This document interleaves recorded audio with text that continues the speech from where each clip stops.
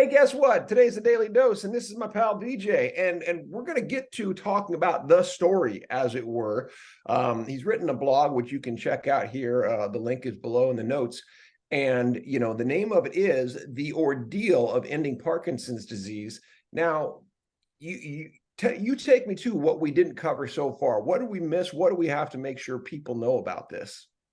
So when I was thinking about the story and the way my brain works, you give the suggestion of where I couldn't think of something, but you and I talked about a Right. topic, and we know that the plan to end Parkinson's disease is coming up for a vote. Uh, it passed the House side, it's going up on the Senate side, so we need people to contact their senators to co-sponsor. And so this was all roiling in my head, and you knew it and gave me the suggestion: fictionalize yourself going into a senator's office with a big ask. All right. So in the story, I put all the stakes on the table. I wanted to make it dramatic. So I went as a first timer, and this actually happened. And Michelle in the story was my actual and is one of my mentors. She led the team, and when we went there, I went there for the first time. She saw I was totally engaged. She made me like a co-leader, and I'm like, what is going on? Uh, but she saw I was engaged and had the passion for it, and so I made the stakes high because I had to go into the senator's office by myself without the team. And the senator is the swing vote on the national plan. So it's up to me with the person who's going to decide whether this passes or not. And I add a few elements in there that really, really make it interesting. Um, you can tell that the senator's in cahoots with some people that are kind of swaying his self-interest. And so I go in there, I want to win based on the facts and what's really going on and why this community needs this act. And so I describe that, and then he kind of dismisses me.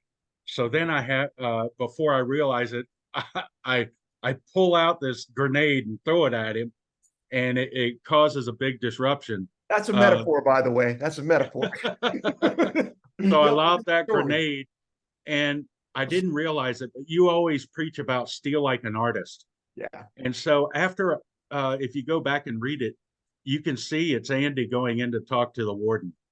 And when he gives him the easy solution and what he should do, and there shouldn't be a question, and then you see the warden turn around with dead eyes and just look at him and say, "Who do you think you are?" Hmm. And so I didn't realize it when I was writing it, but that same thing kind of happened in the senator's office, and it had consequences. And I thought I failed.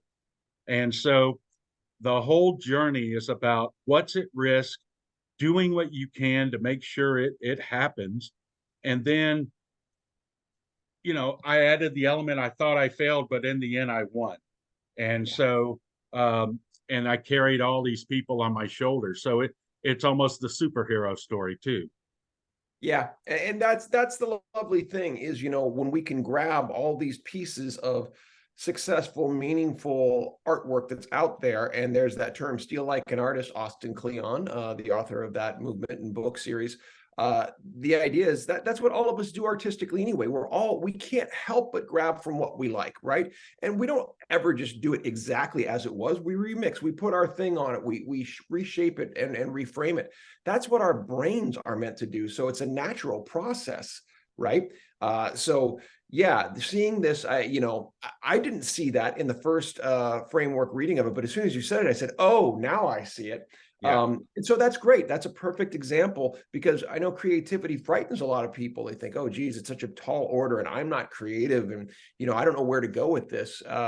So, we start, yes, this is again, the power of a program. We've got this great film in The Shawshank Redemption, one of the best films of all time, to consistently pull themes. It's like that movie got it right about 1 million times in 2.5 hours. Yep. So grab any one of those things and then tell your version of it, and you're going to do Right. real well. You just are, and that's what we do. So And cool. that's I mentioned it you practice a million times painting the same painting that everyone paints of the vase or the fruit, the still life, but you have to do that in order to get to your original creation. So, like you said, steal like an artist until you become the artist, you know? That's it. He said it best. Let's leave it there. This is your daily dose. Cecil the Diesel signing off.